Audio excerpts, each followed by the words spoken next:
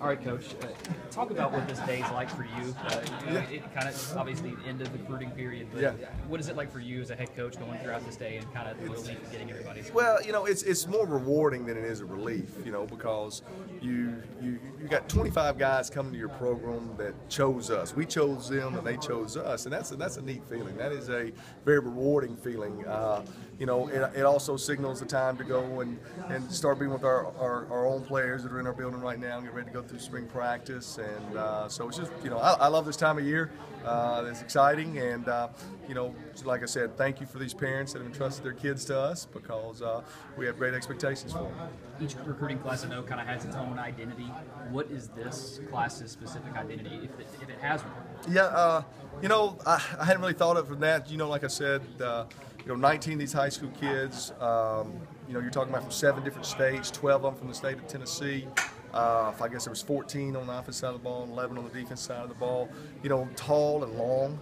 We certainly look the part, but I also think there's some good football players in this group as well. And this just continues the what we want to be about. This group is they're well behaved, they're good students. It's what we try to say that we are, and the standard that we set, and so this bunch coming in here will fit right in.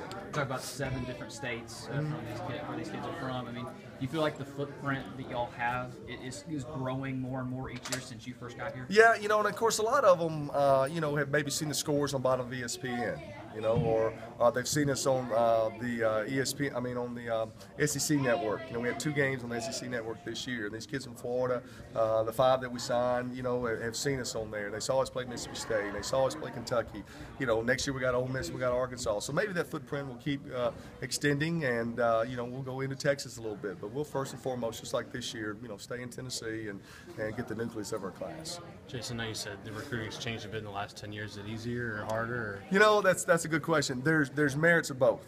Okay, and the hard part is that there's nobody that's hidden anymore because of being able to put video on emails.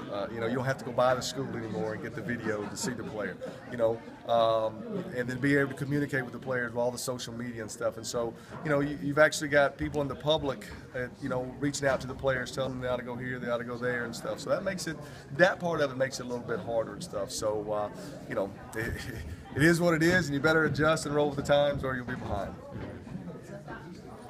Can you kind of talk about, was there maybe one position in particular that you were trying to fill more than most, that you thought you lost a little bit of guys from last year's team? I think you got to go back to the offensive line group now, and we lost 6 guys, and that's why we had to take 3 at the break, and we did that, and they're already here on campus, and then we filled from the bottom of that class up with 3 more big, strong high school kids and stuff, and then we had to address, the youth of our defensive line. We just lost 4 senior defensive linemen, so you're able to put 3 in this group and stuff. So been here so long now that very rarely we have a plan. We have classes in place. It's never a panic situation where we say we don't have this, we don't have that.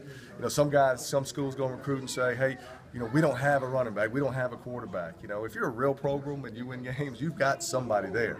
Now there may always be somebody else maybe a little bit better, or you want to create some competition, but we've got one of everything. You're just trying to make sure you got 2 of everything. Do you think that I know you like to redshirt a lot of guys when you bring them in. Is there anybody in this class that might not redshirt and might impact the team? Yeah, good point. I mean, some of those skill guys, and we don't have a problem playing freshmen. It's just like I said, it's worked out over the years that we've. From a wide receiver standpoint, we've gone, some junior college and transfers back to Quentin Sims and Jeremy Butler. So those guys automatically came in.